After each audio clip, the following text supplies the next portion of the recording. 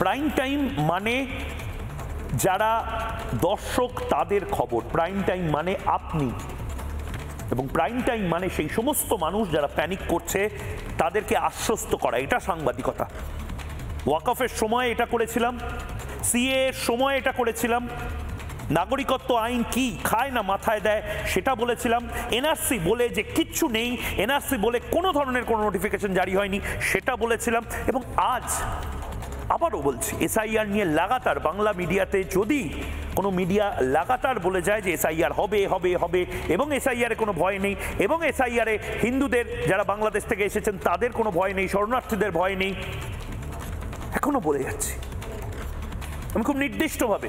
আজকে প্রচুর ভিডিও এসেছে, আমাদের সোশ্যাল মিডিয়া হ্যান্ডেলে প্রচুর ভিডিও আসছে, কোয়েশ্চেন আসছে, আমাকে অনেকে টেলিফোন করছেন লাইভ টেলিভিশনে। এই মুহূর্তে যখন আমি কথা বলছি তখন অনেকে হয়তো পিসিআরে চেষ্টা করছেন টেলিফোন করার। আমি আজকে যতটা পারবো ভিডিও নেওয়ার, ইতিমধ্যে ভিডিওগুলো চলে এসেছে, এবং আপনারা যারা আজকে এই শোয়ে আপনাদের বক্তব্যগুলো আপনারা রাখতে পারলেন না তারা কালকে আমাকে জানান, আমি আবার আপনাদের ভিডিওগুলো নিয়ে দেখাবো, প্রশ্নের উত্তর দেব। আমি এক এক করে ভিডিওগুলো আমি চেষ্টা করব 5-7টা ভিডিও নেওয়ার।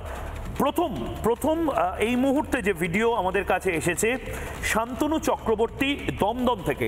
শান্তনু চক্রবর্তী দমদম থেকে ঠিক কি বলছেন একবার শুনে নি। দাদা, আমরা একটা প্রশ্ন আছে যে আমরা জেনেছি যে 2002 সালে যাদের ভোটার লিস্টে নাম থাকবে বা তার পরিবারের কারোর নাম থাকলে তাদের কোনো ডকুমেন্ট দেখাতে হবে না, কিন্তু যারা ধরুন অন্য রাজ্য থেকে 2002 সালের পরে পশ্চিমবঙ্গে এসে বসবাস করছেন এবং 10 বছরের বেশি হয়ে গেল তারা বসবাস করছেন এবং এখানে নতুন করে তারা ভোটার আইডি কার্ডও বানিয়ে ফেলেছেন, এবার বর্তমানে পোর্টালে দেখা যাচ্ছে যে তাদের আগের ভোটার কার্ড এবং বর্তমান ভোটার কার্ড দুটোই অ্যাক্টিভ আছে।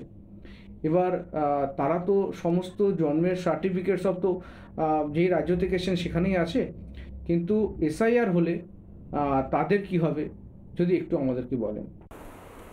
শান্তনু চক্রবর্তীর খুব স্পেসিফিক প্রশ্ন। ওনারা 2002 সালে অন্যান্য রাজ্যে মানে অন্য জায়গায় ছিলেন, এটা বহু লোকের ফ্যাক্টর। মানে আমি নিজেই একটা সময় মুম্বাইতে কাজ করেছি, দিল্লিতে কাজ করেছি, সেখানে অনেকেই নিজের ভোটার আইডি কার্ডটা অ্যাক্টিভ করে নেন।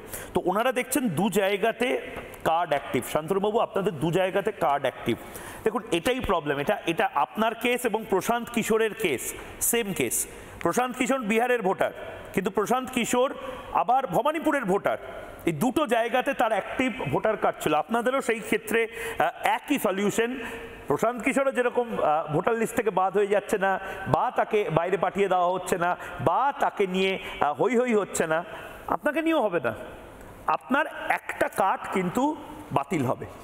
অর্থাৎ আপনি নির্দিষ্টভাবে নাম বললেন না কোন জায়গায় আপনার দুটো কার্ড রয়েছে, আমি জানতেও চাই না, কিন্তু ধরে নিন কলকাতা এবং বিহার বা বিহার এবং বাঁকুড়া, যে কোনো একটা কার্ড কিন্তু ডিঅ্যাক্টিভেট হবে।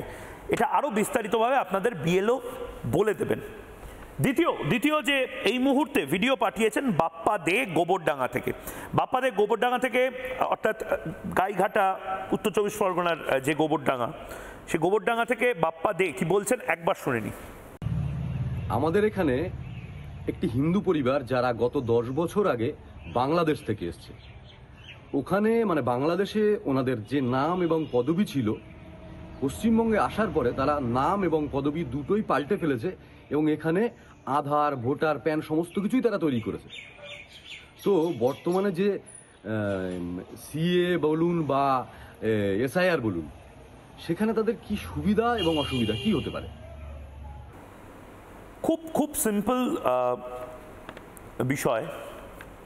হিন্দু পরিবার 10 বছর আগে বাংলাদেশ থেকে এসেছে, কিন্তু এর মধ্যে কয়েকটা জিনিস কিন্তু রয়েছে বাপ্পাবাবু। এক হচ্ছে, যারা হিন্দু পরিবার এখানে এসেছে তারা নিজেদের পদবি কেন চেঞ্জ করবে, এটা একটা ফ্যাক্টর। অর্থাৎ আমি যদি ময়ূখ রঞ্জন ঘোষ, আমার বাপ ঠাকুরদা ঢাকার বারুদি গ্রাম থেকে এক রাতের নোটিসে এপারে চলে এসেছিল 46 সালে, আমার দাদু তো এখানে এসে ঘোষ থেকে গোস্বামী বা ঘোষ থেকে বোস হয়ে যায়নি। তো এটা আপনার একটু খটকা লাগলো আমার। আর দুই হচ্ছে, যদি তার ভ্যালিড কারণ থাকে, সে যদি সত্যি হিন্দু থাকে, সিএ এর মাধ্যমে সে অ্যাপ্লাই করলেই তার নাগরিকত্ব পেয়ে যাবে। এবং দ্বিতীয়ত, ন্যাচারালাইজেশন প্রসেসে সে অটোমেটিক্যালি সিটিজেন হয়ে যাবে একটা বছরের পরে। তৃতীয়ত, ভোটার লিস্টে তাদের প্রত্যেকের নাম থাকবে। এবং চতুর্থ, আমাদের যে সিটিজেনশিপ যে আইন, সেই আইনে একটা জিনিস কিন্তু চেঞ্জ করা হয়েছে। 2024 31শে ডিসেম্বর 2024 অবধি যারা এই বাংলাতে আসছেন বা ভারতে আসছেন বাংলাদেশ থেকে, হিন্দু মাইনরিটি সেই সমস্ত দেশে যারা রিলিজিয়াস পারসিকিউশনের জন্য, মানে সেখানে মারধর বা তাকে হিন্দু বলেই তাকে খেদানো হয়েছে এরকম কোনো কারণের জন্য, তাকে কিন্তু পুলিশও কোনো হেনস্থা করতে পারবে না, পুলিশকেও সহায়তা করতে হবে। ততদিন অবধি থাকতে পারে যতদিন অবধি তার মনে হচ্ছে যে সে এখানে থাকবে, অর্থাৎ এটা অনির্দিষ্টকালের জন্য। কোনো অসুবিধা নেই এক কথায় উত্তর দিতে গেলে। নানা ধরনের কন্টেন্ট দেখার জন্য লাইক করুন, শেয়ার করুন আমাদের ফেসবুক পেজ, সাবস্ক্রাইব করুন আমাদের ইউটিউব চ্যানেল। পাশাপাশি অন্যান্য ব্রেকিং নিউজের জন্য অবশ্যই চোখ রাখুন রিপাবলিক বাংলায়।